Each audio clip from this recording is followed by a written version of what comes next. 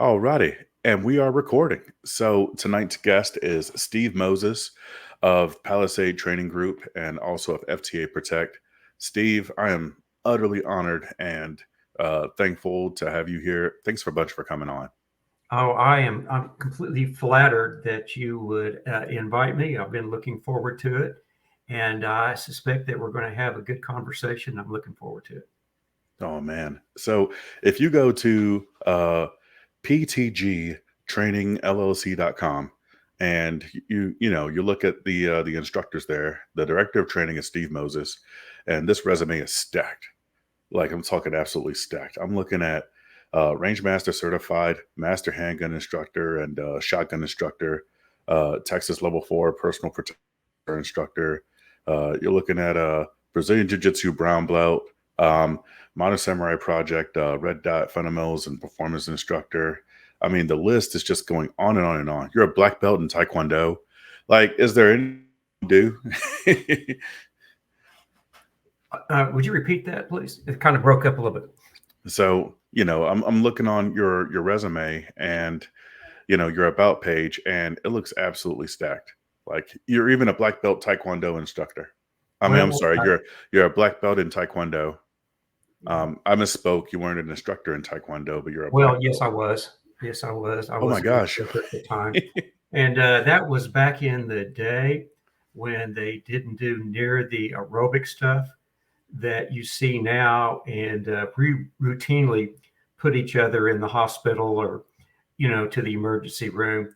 Uh, but by the same token, what I learned in Taekwondo in terms of ranging and then just the ability to defend myself against strikes and use certain kicks to kind of, create and maintain distance, learned a lot there. So it's been a long time. I actually started all of that in the 80s. So we're going back pretty close to 50 years now. Wow. Wow.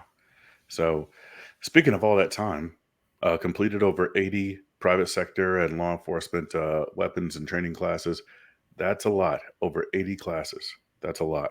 So um, the work that you do with Palisade Training Group, can you tell us a little bit more about what you do there? I'm really really interested in hearing more about what you do with church security teams and your church security instructor certifications. Okay, absolutely. Well, Palisade Training Group is that's the current name for our company.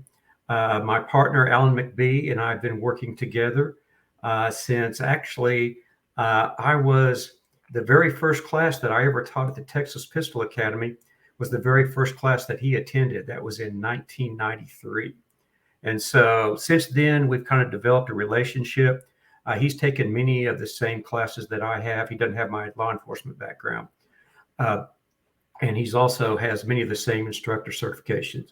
Another co-owner is Guy Schnitzler. Guy is a federal air marshal, multiple certifications. He's well known. He is a Machado Brazilian Jiu-Jitsu black belt, which is no small achievement. Very few of those. Also Kempo black belt, and he's a good boxer. He's kind of well known. All of us took the Larry Lindemann Small Impact Weapons Instructor course, SAPs and JACs, and he's developed a course in which he teaches those. As a matter of fact, I think he just taught a couple of blocks at the Combatives University, the event Matt Larson hosted. Actually, that was in September, as I recall, just recently. So got some good people that we work with. We got several other affiliate instructors. Sure, you're probably familiar with Wayne Dobbs, known Wayne forever. Wayne and I have taught together before, and Wayne's come on board. He's teaching a new class called Rule 4 Defensive Pistol, which is going to be an outstanding class that very much focuses on maintaining control of your muzzle and not endangering other persons unnecessarily. So that's something that we've been teaching. Wayne, of course, is just going to be a freaking magician at it. And so we're pretty excited about that. And we've got another couple of instructors that we're working with right now. One of them is Doug Gregg. Doug is a former military. I believe he spent over 20 years in the military, was actually wounded. I believe he was, as he would say, he was blown up, sir, by an IED. Managed to survive that, maintain a good attitude. He does a lot of training for Carl Reen out at KR Training, and he is their red dot pistol skills instructor, and he's ours too.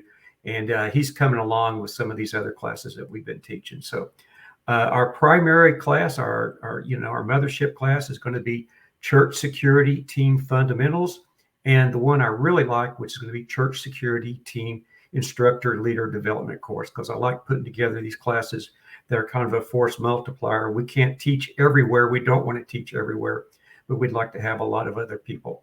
In the meantime, we teach some classes such as gunfighting in crowds, and we're teaching one I'm kind of excited about a little bit later this month called 3D Approach to Defensive Shooting, based upon Dr. James Williams' Tactical Anatomy Shooting with X-ray Vision instructor course. Fascinating course. I really enjoyed myself. And so we're doing that. We're doing our maiden voyage on that a little bit later. And we do teach defensive carbine classes as well as defensive shotgun classes. But kind of bring that back around. My passion primarily is going to be anything that has to do with church security. Got an extensive church security background. And at the time that I was a church security team lead, I'd also been an instructor for about 20 years. So I looked at it from that perspective. So I'm kind of going on and on, but basically that's kind of me in a nutshell. Right on, right on, man. Wow, I'm a fan. um, so tell me the difference. What is the difference between the Church Security Team Fundamentals course and the Church Security Team Instructor course? And I already know that one's going to be for church security teams and the other's going to be for instructors. But what kind of skills differentiate those two? There's more similarities than there are differences. A church security team fundamentals course, that's basically typically a private course. It's done for a specific course. And so, for a specific team. So we actually go to their church, and it's our job to basically get that team up and running. Fundamental differences is they're going to be a force on force block in there. We'll do some active shooter response in there that is, you could call it, force on force. Is typically blue gun because we actually do it in the church sanctuaries. We actually work with that particular team based upon the site security as to how we would organize that team, how we would equip it, how we would designate positions, how we would designate team leaders, other important members, how we would set up the camera system, and basically, okay, well, we need to have somebody here in this position because they're in a position because they can watch both the child care and the nursery. And then others needs to be in a position where, okay, right here, you need to be able to watch the parking lot because basically, especially in reference to active shooters, they all come through the parking lot. If you can pick them up, intercept them, and do what we call a friendly but assertive interview before they get into the church sanctuary, the chances that if something does go bad, the for lack of a better term, the body count hopefully is zero. And whereas with the church security class or team instructor class, we'll do that at a fixed location. We run them through a PowerPoint program. We provide them with operating order templates, security plan templates, a lesson plan, and we require them to pass a test, both written and shooting. And so from there, we provide all of those after them. They can set up their own team, teach, and then we provide them support. So, and we also go into some detail on some of the shooting drills in terms of, okay, we need you guys to shoot at this level, and this is something that you may need to do to work with your team and be cognizant of. Church security teams, many of them are comprised of people with great intentions, just warm hearts, willing to put themselves in harm's way, but their skills and even their equipment is lacking. And in many instances, Well, let me just say, for instance, uh, what we're seeing now when we do a church security team fundamentals class, half of the team will come in there with holsters that are either unsafe or poorly designed, and guns that they either can't shoot or they can't operate for whatever reason. Well, you probably know there's been a real trend towards small, subcompact, lightweight, concealed carry handguns. Theory being that, okay, carry a lightweight gun, carry it anytime you can, and have other skills in place, verbal skills in order to manage situations. However, those do not make good guns for third-party defense in a sanctuary that may hold anywhere from 25 to 3,000 people. And so we have to kind of take that into consideration. And by the same token, we make those students in our church security instructor leader course aware of that and make some recommendations. Fantastic, fantastic. Wow. So, what would these courses empower a church security instructor to do in relation to the team? Are we looking for someone that can train up and spool up and maintain the skills of their own team? Or are you looking for this class to create instructors that can teach other church security teams? Like, what would We're normally be the actually mission? we're doing both. We're doing both. So anything that we teach in the instructor portion of that particular class is also relevant to the leaders because they're going to actually be instructors for their own team, if that makes sense. Yeah. So there's just not a lot of difference other than we don't have a force on force element in the church security team leader instructor course just because we don't have enough time. We have a level 2 course that includes force on force and a lot more detailed instruction in unarmed combatives. Unarmed combatives is very, very important. If you have those skills, if you're talking to someone that you've pinged the system, you think they may be a threat, and in the event that they attempt to assault you, you're able to protect yourself. Anybody that works private security is much more likely to be assaulted than shot, and security officers are much more likely to be assaulted than police officers. They just don't have the power of the uniform and the presence and everything. So that's one of the things that we really want our people to do is that, okay, I know that if I go in here and this person attacks me, lunges at me, or punches me, I can defend myself and I can either survive and lock them down until such time I can get assistance, or if I've done my assertive interview correctly and I have a supporting team member, which we always put them on the right side of the contact in the event that the contact goes ahead and becomes physical. So we can basically hit them from an L and then get control of them. Then we teach a specific technique for dealing with that. That's not anything fancy. It's just basically a version of a Brazilian jiu-jitsu seat belt where we sit them down, we hold them, we lock them down.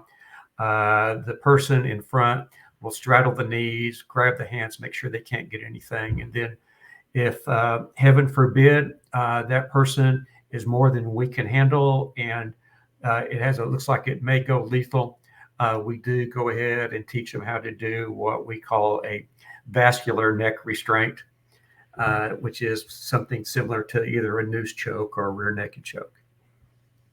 That's exactly what I was thinking too. I was thinking rear naked choke. Yes, sir. So Yes, right sir. Not on. something you enter into lightly. A lot of people say, well, that's dangerous. Well, it is dangerous, but it's also dangerous if someone is trying to kill you. You do not use this to restrain someone. You do not use this because someone is creating a public disturbance. You use this because you or another person are in imminent danger of serious bodily injury or death. So that makes sense. So if they're going to look at it like it's deadly force, then you need to use it in response to deadly force. You need to use it as a response to deadly force, but you also need to use it correctly so that it does not actually become something that turns out to be lethal.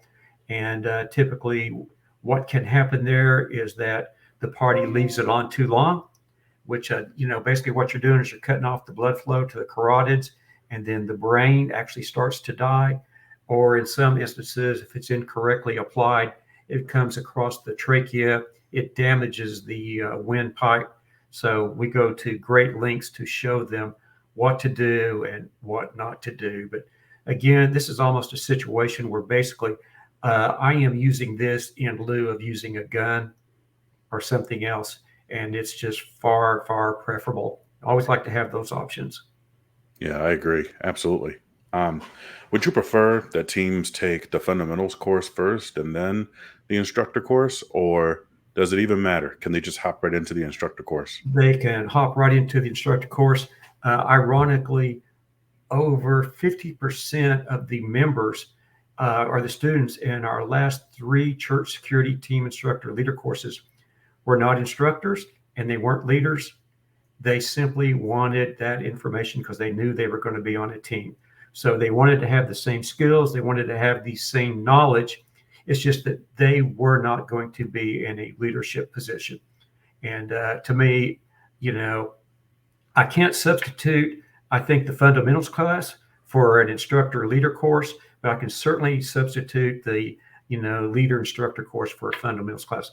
We really prefer to teach the leader instructor courses just because, one, we can kind of go into more depth. It allows them to work individually with each of their team members. The other thing about it is that if you go ahead and you implement a qualification for the team, anyone that cannot pass that qualification, in our uh, opinion, should not be active on the team until they can, because not only do they, represent a danger to themselves, completely fixating on a problem, not being aware of what's going on, and having poor handgun skills, and not knowing how to put yourself into a position where you can engage someone without immediately, endangering someone else. I think those are critical skills, and it always scares me to death to think about, you know, what poor gun handling can do with people that are untrained in an area where there's just people everywhere. If I'm sure you've seen the White Settlement shooting, Yeah. Jack Wilson, and one of the things, if you look at that screen by screen, you will see about a half a dozen concealed carriers come out after Mr. Wilson had neutralized the shooter, and there were guns pointing everywhere, and there were people getting up, running in front of them, and everything. And I'm just like going, that's something we want to avoid. And something like that happens, that's going to hurt all of us. And so the last thing that I want to do is, have a team member on there that I think is not capable of handling the situation. The other thing that we do in both of those classes is we have an exercise called Know Your Lamentations, not limitations, but lamentations, and at what distance can you reliably keep all of your rounds, let's say, on an 8-inch circle. And in a lot of instances, what some people find out, wow, at this point, I've got to be within 5 yards. Well, guess what? You know that now. So you won't have to speculate as to what you are probably capable of doing in a real life situation. And so just little things like that, I think, are just, super important. And we spend a lot of time emphasizing those. Absolutely. Yeah, that makes a lot of sense. Um, those are really good functional skills. So, man, I can't wait to hop into a class. I can't wait. I had an opportunity, but yeah, I couldn't seize it. But anyways, um, let's see. Let's go forward. And something else that I've been really, really interested in talking to you about is the work that you do with FTA Protect. Yes, sir. Um, I've become increasingly interested in CCW Safe as well. Um, I'm already a member of FTA Protect. I love their product. I love the resources, and I think the biggest reason why I ended up joining FTA Protect was you. Right. So after I met you at TacCon, and then after all the correspondence that we've had, and then also the number one thing that like I talk to other people about, hey, what do you know about FTA Protect? Like, are these guys really on the level? Like, do they actually provide any decent services? Will they cover me? And the number one thing that comes across their lips is, dude, Steve Moses is always there for everybody. Like, he might reply to your email within the hour. So Something it's I try to pretty do. amazing. Something I try to do. I've always been a fan of excellent customer support. I've always, patronized companies that provided that, avoided ones that did not. To that end, I try to, I'm offsite customer support. I'm actually in Texas. FTA is based in Oklahoma City. And being a firearms trainer myself, I know what I would like to have. I'm aware of the challenges that people have. I am cognizant of the fact that on occasion a member will contact us and say, I forgot I do not have a range endorsement covering a range I'm teaching at tomorrow morning. And could you get me out one? The answer is uh, yes, I can. Or if I can't, then I'll contact the affiliate, the account manager, Gary Eastridge, and one or the other of us will almost always get those out. But I'm just, again, I know what it takes to teach these classes. I know how important it is to have liability coverage in place. I know that there's places that will not allow you to teach. And then if you've got a class that's booked and you've got 10 people in that class and it's in less than 24 hours and you don't have what you need, that's cause for a blind panic. I do not want to be there. I can empathize what that must be like for a member. So we try to jump all over theirs. One of the things that has been very beneficial for me and hopefully for FTA is just my background is, like I said, I've been a trainer myself now for 30 years. And the other thing is my full-time job was in oil and gas, where I was a company landman, where I actually worked in a company. I worked with geologists, engineers, geophysicists, in identifying uh, drilling prospects, doing the title on them, getting the leases, farm out agreements, purchase and sales, whatever, in order to put those together, then getting them permitted and drilled, and then royalties paid on that. So I have an admin background.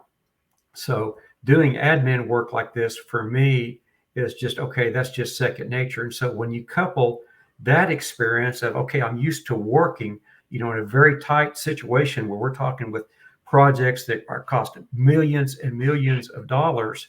Okay, well, I take that same attitude and I direct that towards the, Farm Trainers Association. So I try to do a good job of taking care of business and also, empathizing with people and helping them out whenever they can. And since I've been a trainer for some 30 years, uh, I don't know how many ranges I've taught at, how many places I've taught, how many classes I've hosted. I don't know how many Tom Givens classes I've hosted. It may be a dozen by now. And I just I know what instructors need. And so I try to help them with that. And so it's very gratifying to me to work with these instructors and I see what they're doing. And we've got young people coming in every single day. And man, the opportunity to kind of work with maybe some of them and maybe show them and provide them with instruction or information that will help their career go a little bit smoother than mine, in which I had to kind of learn things by trial and error. It's been a blessing for me. I'm the luckiest guy in the world. Man, absolutely. I love talking to people that love their job. It's pretty awesome. Um, so, a couple of things that brought me over to FTA Protect, that some of the services that I didn't see with the other services. Um, the main thing was just the number of resources that are available to instructors. It just makes an instructor easier as far as paperwork goes and liability is concerned. So I'm talking waivers, I'm talking like how to's for, hey, like checklists and what all do I need to take into consideration for specific classwork. Like if I'm teaching outdoors, what are the differences between those and teaching indoors? Like, how can I better protect my students? Like, safety items, stuff like that. That's just readily downloadable. You know what I mean? Like, Yes. like the other day, I needed a waiver, and I was just able to find one on the website. So, it was just really cool. And then also, if I need anything, I can go to Steve. The There were other services that you guys provide, though.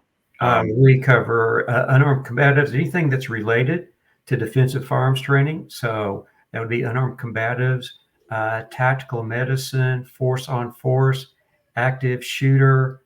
I'm sure that there's some others that OC, less lethal. mm, So we cover all of those disciplines. What a lot of people do not know is that the Farm Trainers Association is owned and operated by the same three principals that own and operate CCW Safe.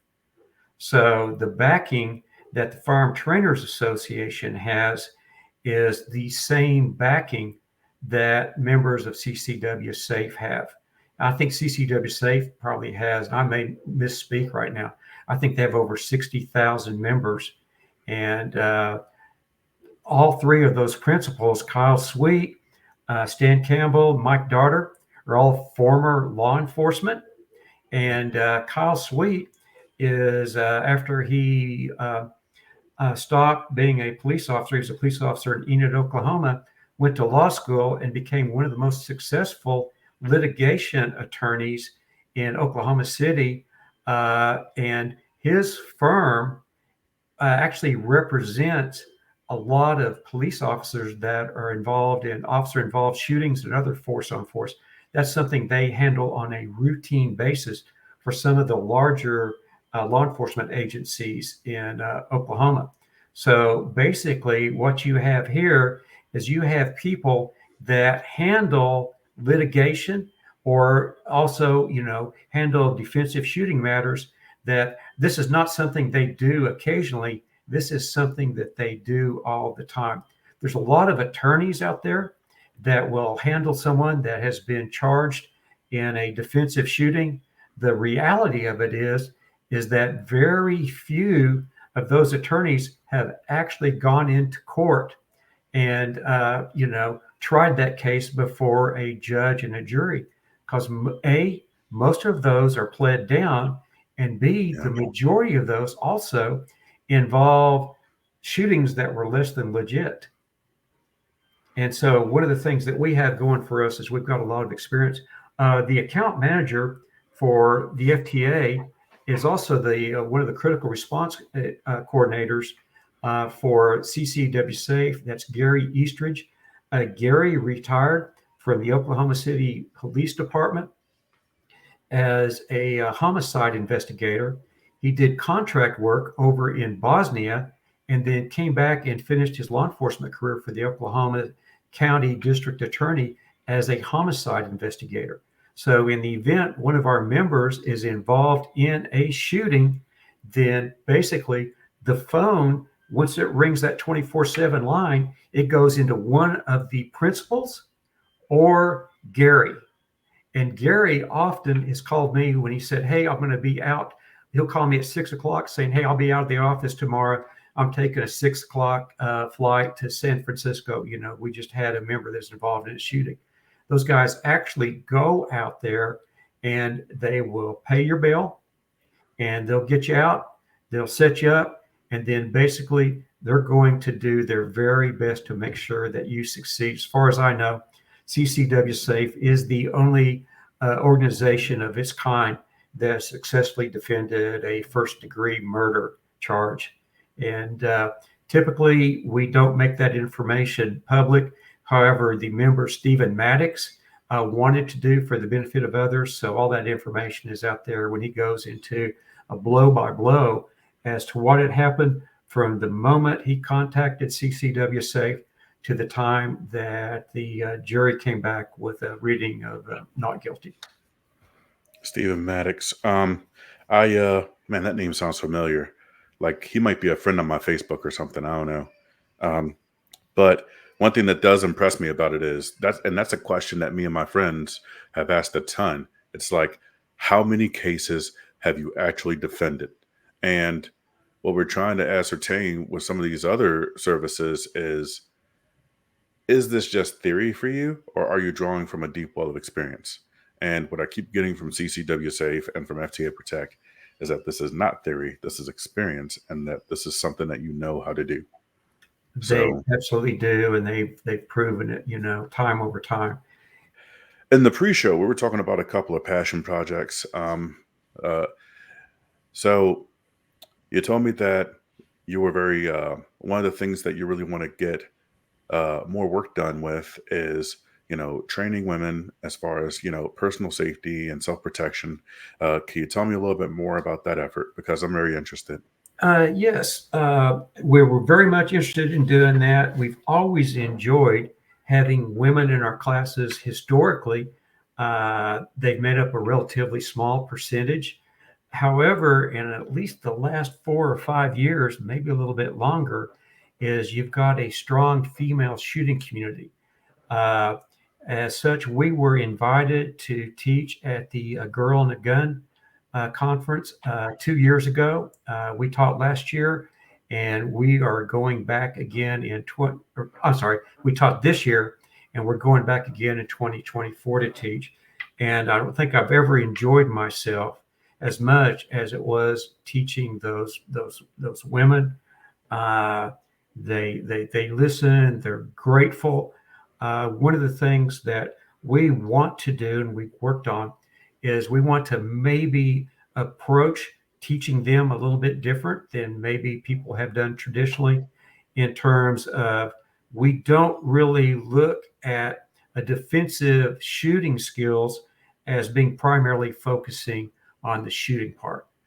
We believe very much that the ability to see a situation develop, have a plan in place for responding to that, and certain people management skills that will perhaps either give you a tactical advantage by virtue of your ability to maybe manage their expectations, do something that the potential violent criminal actor was not expecting, or take certain actions that would then, okay, confirm that this person has bad intent and they have the immediate ability and opportunity to injure you, kill you, sexually assault you, kidnap you, or a third person. So we try to work on that in terms of, okay, we want to work on that particular part so you can manage that part. We also want you to have the skills that you need in order to defend yourself effectively and efficiently. By efficiently, what we mean is we want you to be able to take actions that causes the other person to not be in a position where they can continue their attack. Naturally, the longer they have an opportunity to harm you, the greater are the odds that they will do that. And then how to manage the aftermath.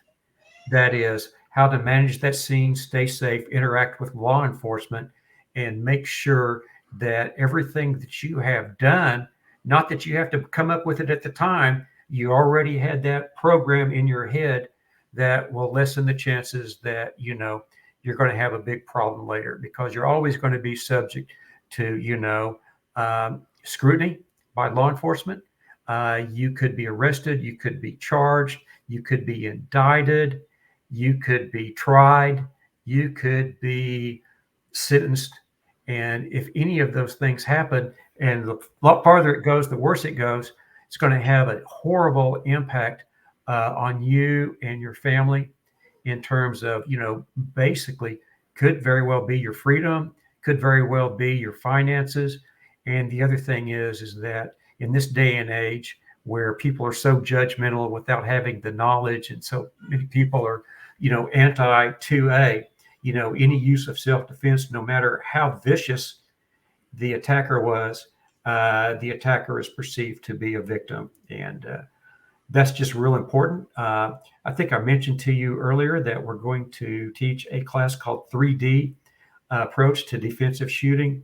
It's going to be a fascinating class based heavily on the material taught by Dr. James Wilson, MD, and association with, some of the instructor classes that you and I have taken from Tom Givens, in which basically we want to put our people in a place that if something does happen to happen, they can deal with it very quickly, efficiently, and know when to stop.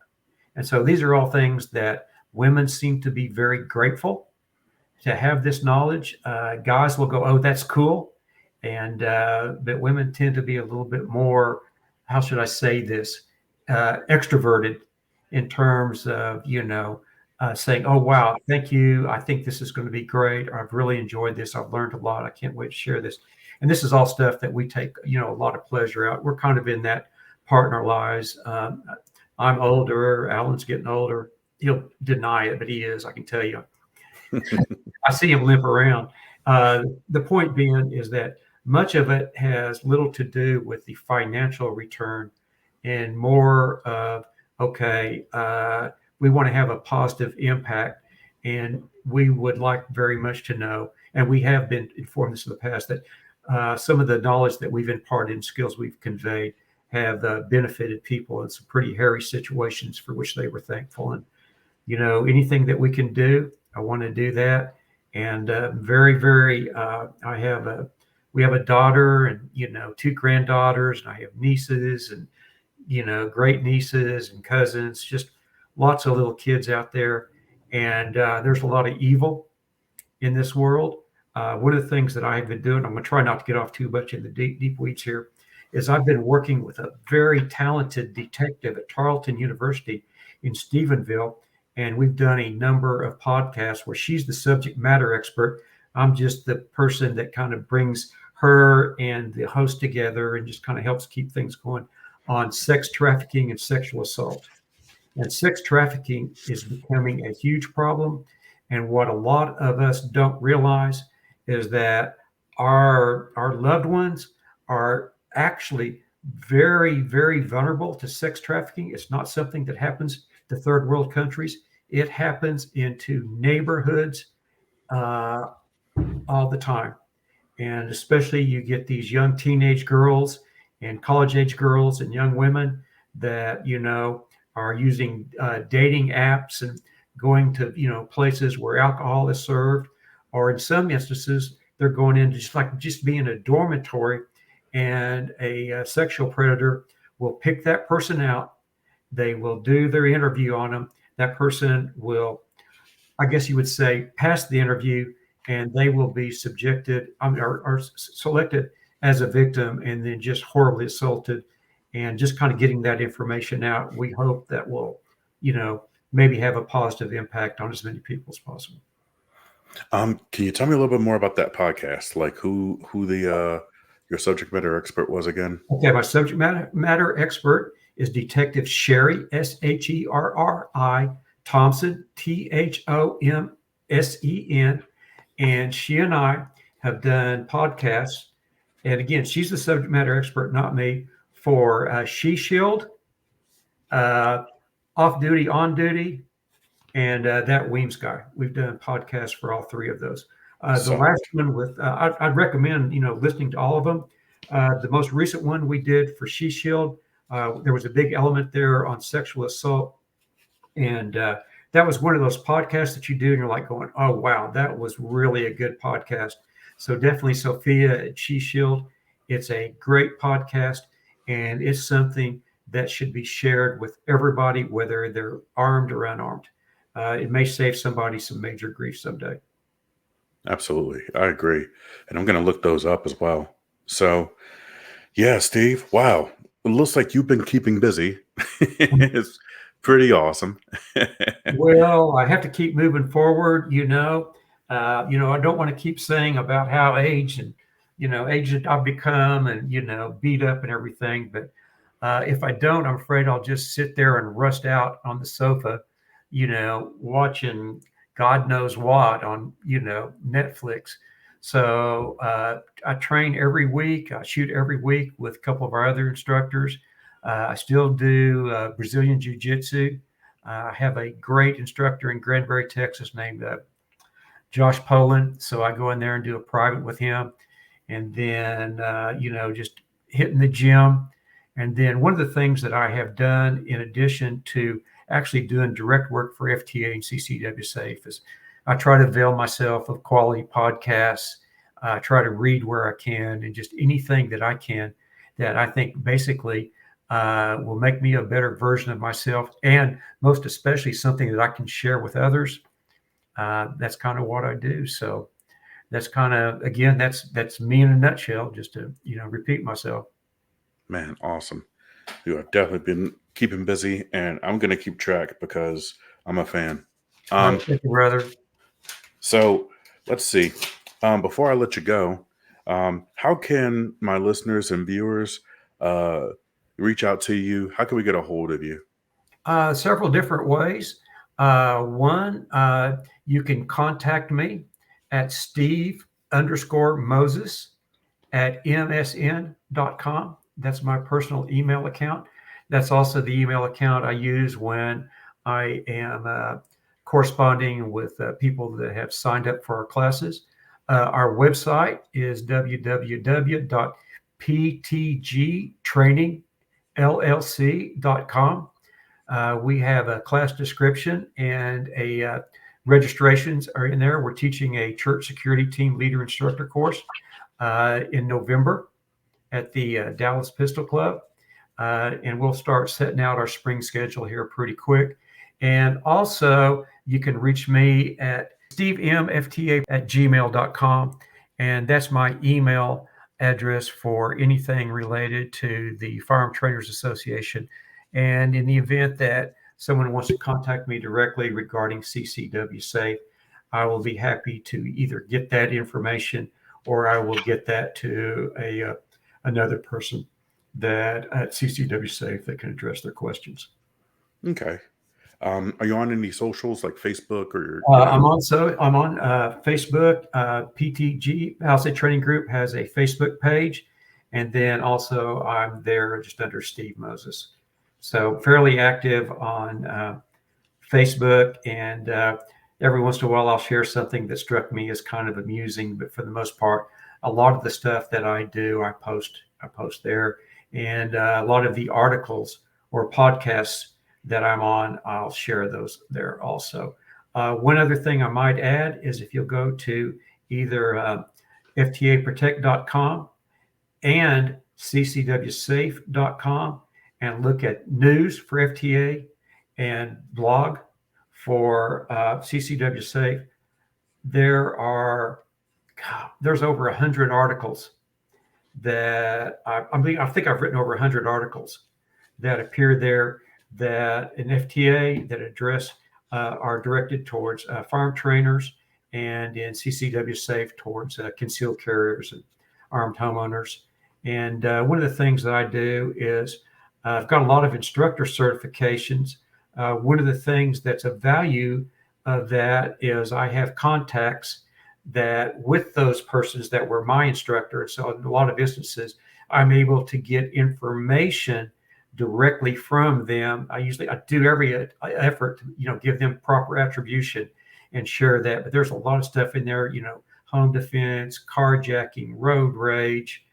There's a lot of material. And not only have I written a lot, there's a lot of great material written by other persons out there. If you're interested in anything to the legal side of it, the In Self-Defense podcast series with Sean Vincent and Don West at CCW Safe is really a fantastic series. A lot of good information out there, and we have discussed a lot of cases in which it was relatively easy for me to say that, okay, well, here's what, knowing what I know now, I could have done.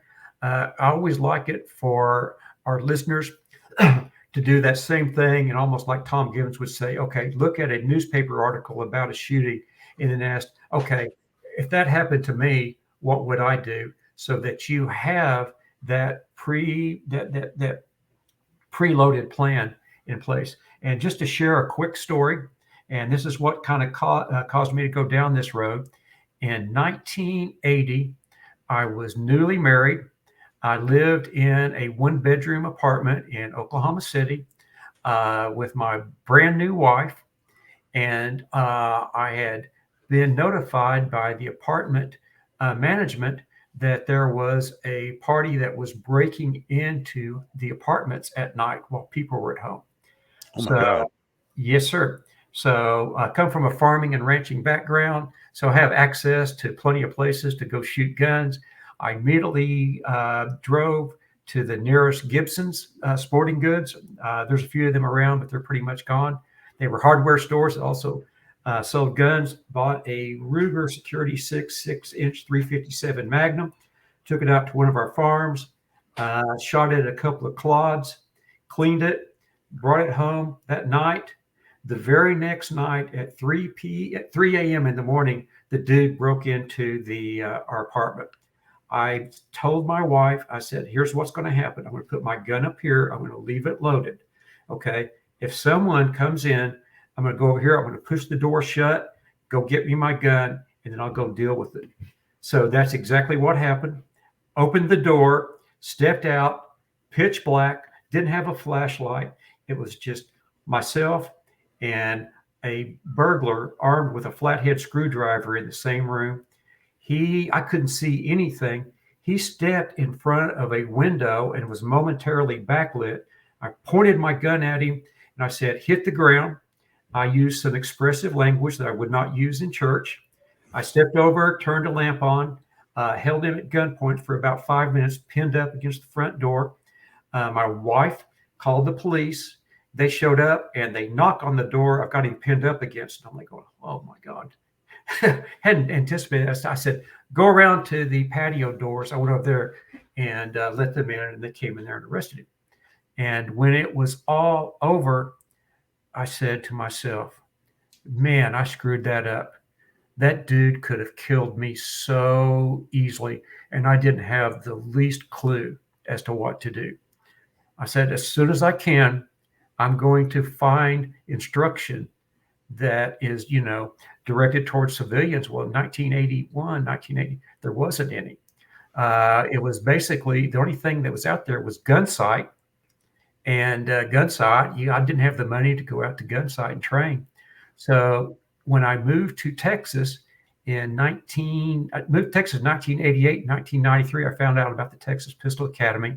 And that's when I said, okay, I'm going to go out there and I'm going to get that training so something like that never happens again. Well, that kind of kicked off an interest. Within a very short time, he brought me on as an assistant instructor, and I became a primary instructor. But my point was, as lousy as my plan was, I had a plan, and I acted upon that plan. I didn't panic, and God was obviously, has plans for me. So I came out of that okay. But I then became very much a believer that if you have a plan, your chances of surviving something like that are greater. And not only are you going to be more capable of defending yourself, you lose that fear that you might have when the only person that can protect you is going to be in law enforcement, and law enforcement is only 5 minutes to an hour away. And so that having a plan and having those skills is what made me think that concealed carriers need to be in that same position. The only way to do that is to go out there and get that training and then develop that plan. What am I going to do if someone tries to break in my house or does break in my house? What am I going to do if someone tries to carjack me? What if I'm going to do if someone tries to rob me at a gas station? What if I'm going to do if some guy comes up there and he's threatening to punch me? Okay. Learn how to deal with that stuff. And if you do believe that you're capable of dealing with it, your chances of coming out on top greatly increase. And even better yet, it may never go to fists or gun. So anyway, that's kind of my story. That was my inspiration. And that's what I would like to impart to other, listeners is go out there and get that training, know what to do, have the skills, and have confidence. And the reason you have confidence is because and other people would agree, it's because you have competence. I'm so glad that you shared that with us because I think that's going to greatly benefit people that hear it and can relate to it. I had it down in my notes to ask you about how you got into shooting, and I'm so super glad that that you remembered it when I didn't. Oh, So that's all good. That's all good. Well, I remembered you mentioning that, so I thought I can just go ahead and throw that out. That it really did drive home that even my lousy little plan basically worked. So next time I want to have a good plan. And best way to have a good plan is train with people like you. so tell you what, yeah, this has been absolutely outstanding. Um, the contact information that you gave me earlier, I'm going to put that in the description for the podcast and for the YouTube video. Okay. That way, viewers and listeners, if they want to get a hold of you, then they'll have that information right there at their fingertips. So Awesome. yeah, so we're at 53 minutes. Steve, I just want to say one more time, I am honored and privileged to have you here, and I am so incredibly grateful that you chose to spend time with us. So thank you so much. Well, it is very much an honor for me. And I'm always surprised when somebody asks me to do this. When I go back and I listen to this and I listen to, my broken English and my Western Oklahoma twang, it just drives me crazy. But if other people can tolerate that and just maybe find a few nuggets in there, then I would consider it to be a big win. I don't think it's just nuggets. I think this whole thing was solid gold. So thank you. Well, Um, and also to our folks that are watching at home or listening, I just want to say thank you so much for spending your time with us. It's not lost on me that your time is very precious. You could be spending it with your family or, using this time to earn some extra cash, but you're spending it with us. And I just want to let you know how much we appreciate it. So thanks for watching and listening. And as always, welcome to Memphis.